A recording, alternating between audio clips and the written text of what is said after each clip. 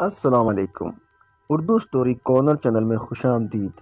उम्मीद है आप सब खैरियत से होंगे। कहानी शुरू करने से पहले अपने चैनल को सब्सक्राइब करें और बेल आइकन नोटिफिकेशन पर क्लिक कर दें। चलते हैं कहानी की तरफ। दिसंबर की एक सुबह मैं अपने पास आए कुछ मेहमानों के साथ मसरूफ़ था कि मुझे एक कॉल मौसूल हुई। दूसरी तरफ मेरे एक बहुत प्यारे ताल्लुक़ वाले शरीफ साहब, जो कि ना सिर्फ मेरे साथ बहुत बेतकल्लुफ़ भी हैं, हालांकि उम्र में मुझसे काफ़ी बड़े हैं और मुझे बदर पुत्र ही कहते हैं, लेकिन इनसे मेरा रिश्ता दोस्ती के करीब करीब है।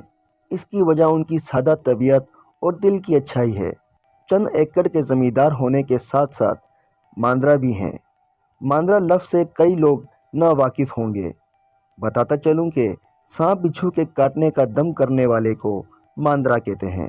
देहात में लोग आज भी सांप बिच्छू के काटने पर मांद्रों के पास जाकर दम करवाते हैं और जहर का देसी इलाज करवाते हैं और अल्लाह के करम से शिफा पाते हैं। मेरे हेलो करने पर शरीफ साहब बोले, बदर पुत्र, घर में ही हो ना? मैंने कहा, जी बिल्कुल घर ही हूँ। सब खैरियत तो है ना? तो बोले, अल्लाह का फजल है, तू बस घर रहना, मैं किसी को लेकर 1 घंटे तक तेरे पास आ रहा हूँ। ये कह कर साथ ही कॉल काट दी। मैंने 1 घंटे में मेहमानों को फारिग किया। आखिरी बंदा रवाना होने ही लगा था कि शरीफ साहब मेरे घर पहुँच गए। इनके साथ एक मर्द और एक औरत थी। सलाम दुआ और हाल हवाल के बाद मैंने सवालिया निगाहों से शरीफ साहब की तरफ देखा। वो बोले कि बदर पुत्र, ये दोनों आज सुबह मेरे पास आए हैं। मैंने इनसे पूछा कि सांप ने काटा है या बिच्छू ने, तो कहते हैं कि ना सांप ने काटा है ना ही बिच्छू ने। फिर इन्होंने अपनी परेशानी मुझे बताई तो मैं समझ गया ये मामला तुम्हारे मतलब का है, तो इनको लेकर मैं तुम्हारे पास आ गया। ये कहकर शरीफ साहब खामोश हो गए। मैंने आदमी की तरफ देखा जो मेरी तरह खामोशी से शरीफ साहब की बात सुन रहे थे। उन्होंने कंकार कर गला साफ किया और बोले कि मैं आपको सारी बात तफसील से सुनाता हूँ। मेरा नाम रब नवाज है, हम दोनों मियाँ बीवी हैं। उन्होंने साथ बैठी खातून की तरफ इशारा किया। हमसे जुड़ी परेशानी हमारे दादा अब्बा के वक्त से शुरू हुई। मेरे वालिद साहब मेरे दादा अब्बा की इकलौती औलाद थी। अभी वालिद साहब की उम्र 10 साल थी कि मेरे दादा के साथ ये वाक़या पेश आया। हुआ इस तरह कि दादा अबू एक गांव में रहते थे और एक ज़मींदार के यहाँ इसके पास जानवरों को चारा डालने की नौकरी करते थे। दादा अबू का घर गांव से थोड़ा हट कर था। घर के इर्द गिर्द दरख्तों के बहुत झुंड थे। एक दिन उस ज़मींदार ने एक बीमार भैंस तोहफे में मेरे दादा को दे दी। दादा दादी ने उस भैंस की खूब सेवा की। अल्लाह का करम हुआ और वो भैंस ठीक हो गई। भैंस ने दूध देना शुरू कर दिया था। घर में दूध की और घी की फरमानी हो गई। इन दिनों कोई भी दूध नहीं बेचता था, सब दूध बेचना गुनाह समझते थे। हुआ इस तरह के एक दिन दादी दूध निकालने गई तो भैंस का दूध एक कतरा भी ना निकला। भैंस का हवाना खाली था। दादी बहुत हैरान हुई। शाम को दूध निकाला गया। हैरानी ये कि अगले दिन फिर सुबह दूध नहीं निकला और हवाना खाली था। दादा दादी शक में पड़ गए कि रात को शायद कोई चोरी चोरी दूध निकाल जाता है। उस रात दादा ने रात जागते गुजारी और दादा का शक सही निकला। सहर से पहले दादा ने भैंस के बोलने की आवाज़ सुनी। दादा अबू खामोशी से भैंस की तरफ बढ़े। अंधेरा कुछ ख़त्म हो रहा था। दादा अबू ने भैंस के पास गौर से देखा तो इन्हें एक नौजवान लड़का भैंस के पास बैठा नज़र आया। दादा अबू थोड़ा और आगे बढ़े तो देखा कि वो नौजवान हवाने से मुंह लगाए भैंस का दूध पी रहा है। दादा ने गुस्से से इसे ललकारा। दादा अब्बू की आवाज़ सुनते ही वो नौजवान चौंक कर पीछे हटा और उठकर दौड़ लगा दी और घर की दीवार फलांग कर भाग गया। बेचारे दादा के लिए ये सब बहुत अजीब था। खैर, दादा अब्बू ने बात सुबह पे छोड़ दी कि सुबह ज़मींदार को बताकर गांव में इस बंदे को ढूंढेगा। दादी भी आवाज़ सुनकर उठ चुकी थी। दादा ने सारी बात इसे बताई। दादी बोली, अच्छा जाने दो, किसी भूखे का पेट भर गया यही बहुत है। सारी रात जागने की वजह से دادا کی طبیعت کچھ بہتر نہ تھی۔ طبیعت کی خرابی کی وجہ سے دادا ابو زمیندار کے گھر نہ جا سکے اور کام سے چھٹی کر لی۔ اس دن دوپہر کے وقت گھر کے دروازے کی کنڈی کھٹکی۔ دادا ابو نے دروازہ کھولا تو سامنے خوبصورت شکل کا نوجوان کھڑا تھا۔ دادا نے اسے پہچان لیا کہ یہ صبح والا ہی نوجوان ہے، مگر اس کی خوبصورتی اور آنکھوں کی چمک نے دادا کی زبان بند کر دی۔ سلام کرنے کے بعد وہ نوجوان بولا کہ میں ایک پردیسی ہوں، کچھ دن ادھر رہنے آیا ہوں۔ میرا آپ کے پاس آنے کا مقصد یہ ہے کہ میں 3 دن سے آپ کی بھینس کا دودھ پی رہا ہوں۔ میں اس کا جرمانہ دینے آیا ہوں۔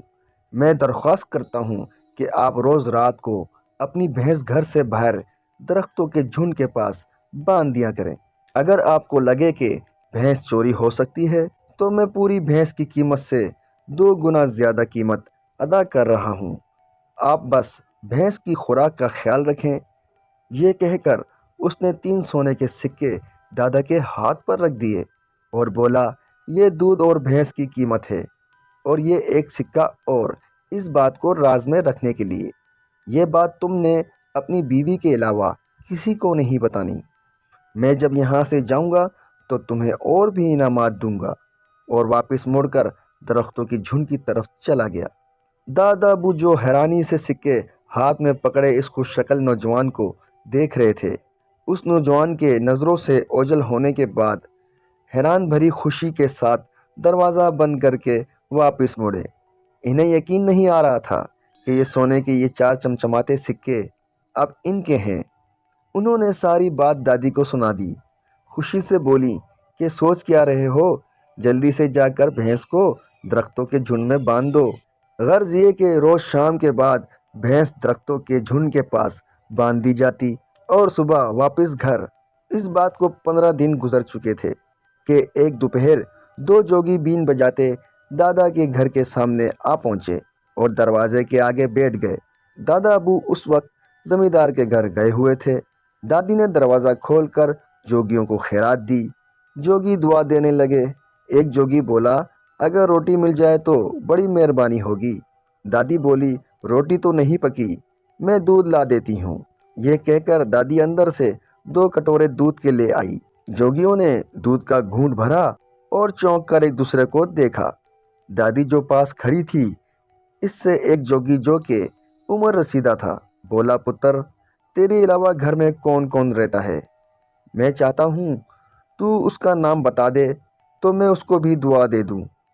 دادی بولی، میں، میرا معصوم بیٹا اور شوہر کے علاوہ کوئی نہیں۔ جوگی بولا، پتر، تو مجھ سے چھپا رہی ہے، کوئی اور بھی ہے تیرے گھر والوں کے علاوہ؟ تیری بھینس کا دودھ پیتا ہے۔ میرا علم مجھے بتاتا ہے کہ تیرا اور تیرے گھر والوں کا دشمن ہے۔ دادی جو سیدھی سادی سی تھیں پریشان ہو کر بولی، اور تو کوئی نہیں، ایک اجنبی نوجوان کچھ دن سے دودھ پی جاتا ہے مگر ہمارے گھر نہیں آتا۔ یہ سن کر دونوں جوگی ایک دوسرے کو دیکھ کر مسکرا دیے۔ وہی بوڑھا جوگی بولا، وہ کب آتا ہے؟ تو دادی نے اسے وقت بتا دیا۔ جوگی بولا، وہ انسان کے روپ میں کوئی بلا ہے، تو ہمیں اجازت دے کہ ہم جھنڈ میں چھپ رہے ہیں، اور جب وہ آئے تو ہم اسے پکڑ لیں۔ سادہ سی عورت چلاک جوگیوں کی باتوں میں آ چکی تھی۔ اس نے نہ صرف ان کو اس بات کی اجازت دے دی بلکہ چرپائی بھی ڈال دی کہ اس پر سکون سے بیٹھو اور میں تم لوگوں کے لیے کھانا بناتی ہوں۔ ادھر دادا ابو زمیندار کی بھینسوں کو چارہ ڈالنے میں مصروف تھے کہ دادا کو ان کے نام کی پکار سنائی دی۔ انہوں نے مڑ کر دیکھا تو ان کو وہی نوجوان کھڑا دکھائی دیا۔ دادا اسے دیکھ کر خوش ہو گئے۔ نوجوان نے کہا، میں تم سے بہت ضروری بات کرنے آیا ہوں۔ میں انسان نہیں ہوں، میں ایک سانپ ہوں، اور اپنی عمر پوری کر کے روپ بدلنے پہ اب قادر ہوں۔ تم جانتے ہو یہ ساون کا مہینہ ہے، اس مہینے میری مجبوری ہے، میں نے ہوا میں رہنا ہے، اس لیے میں تمہارے گھر کے پاس درختوں کے جھنڈ میں رہ رہا ہوں۔ اس علاقے کے جوگی میری بو سونگھ چکے ہیں، وہ مجھے ڈھونڈ رہے تھے۔ بدقسمتی سے وہ تمہارے گھر آ پہنچے اور چالاکی سے تمہاری بیوی سے میرے بارے میں سب اگلوا لیا، اور اب وہ سحر ہونے کا انتظار کریں گے۔ میں دودھ پینے آؤں تو وہ مجھے پکڑ لیں، مگر جب تک سحر ہوگی मैं बहुत दूर जा चुका हूँगा।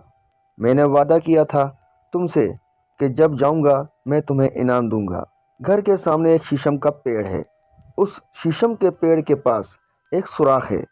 परसों जुम्मे के दिन फजर की नमाज के बाद अपनी भैंस का थोड़ा सा दूध इस सुराख में डाल देना, और ये कपड़ा जैसे तुम्हें कोई आवाज़ आए उस सुराख के मुंह पर डाल देना और वापस चले जाना।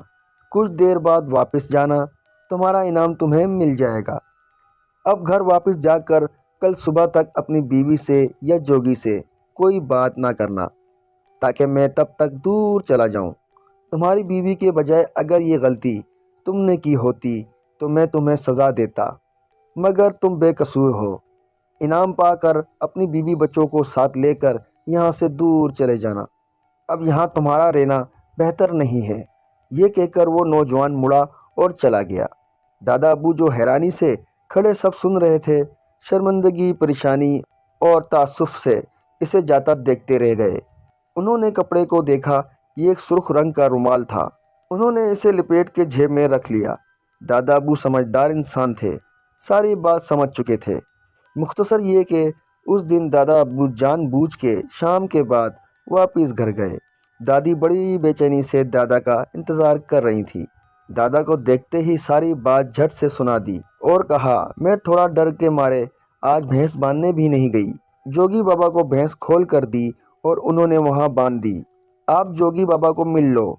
मगर दादा अबू ने थकावट का बहाना कर कर इनकार कर दिया।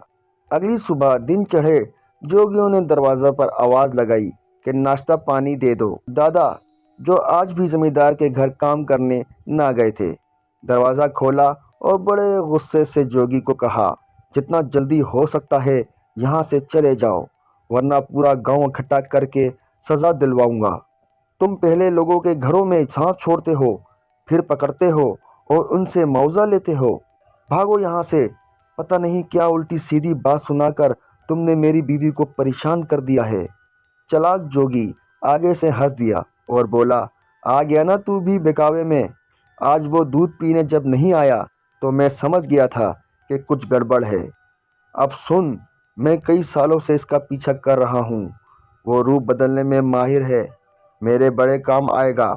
बड़ी मुश्किल से उसकी बू पाकर मैं उसके सिरे पे पहुँचा था, मगर तूने मेरा सारा काम बिगाड़ा है। जोगी ने जेब से हल्दी नुमा पाउडर सा निकाल कर दादा अबू के आगे हवा में उछाल दिया और कहा, जा, आज के बाद तेरे एक बेटे के अलावा और औलाद ना होगी, और ना ही उसके आगे एक औलाद से ज़्यादा होगी, और यह सिलसिला तेरी 7 नस्ल तक चलेगा। दादा अबू ने यह सुनकर तहम्मुल से कहा, तू जाता है या मैं आवाज़ दूँ गांव वालों को। जोगी बड़बड़ाता हुआ अपने साथी को लेकर चला गया। दादा अबू ने दादी से भी नाराज़गी का इजहार किया। शाम को दादा अबू शीशम के दरख्त के पास जाकर सुराग ढूंढने लगे, मगर सुराग का निशान तक न था। जुम्मे वाले दिन दादा अबू ने फजर की नमाज अदा की और शीशम के दरख्त के पास चले गए। वहाँ इधर उधर देखा तो दरख्त के पास एक काफ़ी खुला सुराख नजर आया। दादा अबू ने इस सुराख में भैंस का दूध जो गिलास में भरकर साथ लाए थे उस सुराख पर गिरा दिया। दूध गिरते ही सुराख में एक अजीब सी भनभनाहट की आवाज़ें आने लगी। दादा, जो हैरानी और खौफ से ये आवाज़ सुनने में मसरूफ़ थे, भूल गए कि नौजवान ने इनको कहा था कि जब आवाज़ आए तो कपड़ा सुराख पर डाल देना। उसी लम्हे अचानक से काले भड़ सैकड़ों की तादाद में सुराख से बाहर निकलने लगे। भड़ों के सुराख से निकलने की रफ्तार और भनभनाहट की आवाज़ बहुत तेज़ थी। जब काफ़ी देर भड़ निकलने के बाद इनकी रफ्तार और तादाद में कमी आने लगी, दादा, जो बहुत खौफजदा खड़े थे, वो कपड़ा सुराख पर फेंक दिया। कपड़ा फेंकने की देर थी, भड़ निकलना और भनभनाहट की आवाज़ आना एकदम बंद हो गई। दादा ने डर के मारे घर की तरफ दौड़ लगा दी। घर पहुंचकर ऊपर की तरफ देखा कि भड़ों का गोल होगा, मगर कुछ भी नहीं था। सुबह दिन चढ़े दादा अबू हिम्मत करके दोबारा शीशम के दरख्त के पास गए। कपड़ा वहीं पड़ा था। डरते डरते कपड़ा उठाया तो देखकर हैरान रह गए। वहाँ काफ़ी मिकदार में सोने के सिक्के पड़े थे और सुराख का नामो निशान तक ना था। खुशी खुशी कांपते हाथों से वो सोने के सिक्के उठाए और घर की राह ली। मुख्तसर ये कि दादा अबू ने वो इलाका छोड़ दिया। गुर्बत खुशहाली में बदल चुकी थी। जोगी का कहा सच साबित हुआ। दादा अबू ने अपनी बीवी को अपने दादा की कोई औलाद ना हुई। मेरे वालिद के जवान होने पे दादा ने ये वाक़या इनको सुनाया। उनकी शादी की, फिर मैं पैदा हुआ। जब समझदार और शादी के लायक हुआ तो मेरे अबू ने ये वाक़या मुझे सुनाया। दादा अबू भी कभी मूड में होते तो सुनाया करते थे ये वाक़या। मेरी शादी के बाद दादा अबू और वालिद साहब की वफ़ात हो गई। मेरी शादी के 7 साल तक हम औलाद से महरूम रहे। बहुत कोशिश की, इलाज करवाया। अल्लाह पाक ने बेटे से नवाजा। अल्लाह के करम से मेरा बेटा 4 साल का है, मगर उसके बाद कोई औलाद नहीं हुई। हम जहाँ सुनते हैं वहाँ भागते हैं। सारे आमिल हजरात सारी बात सुनकर यही कहते हैं कि उस जोगी ने दादा पर जो अमल कर दिया था उसकी काट करनी पड़ेगी, मगर नाकामी का सामना करना पड़ता है। रुपया पैसे की कमी नहीं, बस औलाद की कमी का एहसास होता है। हमें किसी ने कहा कि आप किसी मांदरे के पास जाएं। मेरे एक मुंशी साहब बाबा शरीफ को जानते थे। उन्होंने इनका बताया। इन्होंने सारी बात सुनकर आपका जिक्र किया और अब आपके पास बैठे हैं। ये कहकर वो साहब खामोश हो गए। मैं काफ़ी दिलचस्पी से तवज्जो से इनकी बात सुनने में मसरूफ़ था। मेरी ज़िंदगी में रोज़ नई से नई और दिलचस्प बात और वाक़या देखने सुनने को मिलता है, मगर ये वाक़या अपनी मिसाल आप था। मैंने इनको तसल्ली दी कि आप नाश्ता करें, चाय पिएं, फिर देखता हूँ क्या मामला है। मैंने इनके नाम वग़ैरह, जिनमें दादा दादी के नाम भी शामिल थे, इनके नाश्ता करने के दौरान मैं इन सारे मामले की मालूमात ले चुका था। जब मैं मालूमात ले चुका तो वापस इनके पास जा बैठा और अर्ज़ की कि मोहतरम, मेरी ज़िंदगी में ऐसा वाक़या और ऐसा मामला पहली बार आया है।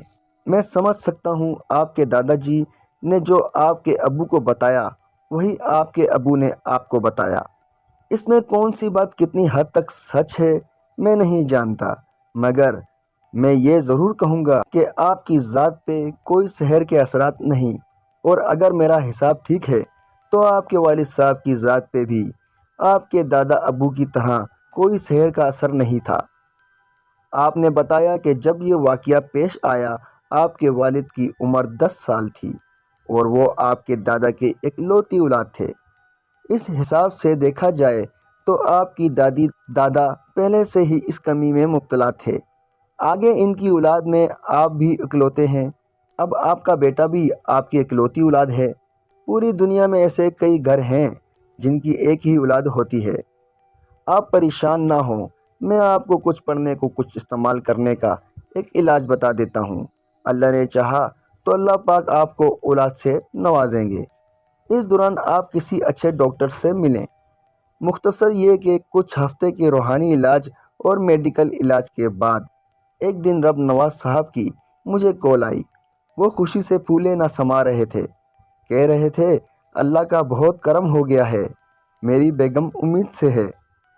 9 माह बाद इनको अल्लाह पाक ने जुड़वा बच्चों से नवाजा। रब नवाज साहब ने मुझसे मशवरा करके दोनों बच्चों के नाम रखे। अगले दिन रब नवाज साहब ढेर सारी मिठाई और तहाइफ के साथ तशरीफ़ लाए। जाते वक्त उन्होंने एक लिफाफा मुझे दिया और कहा कि मैं जब चला जाऊं तो ये लिफाफा खोलिएगा, इसमें एक ख़ास तोहफ़ा है। इनकी गाड़ी रवाना होने के बाद मैंने बड़े इश्तियाक से वो लिफाफा खोला तो मैं मुस्कुरा दिया। सामने एक बारीक सा सोने का सिक्का पड़ा था।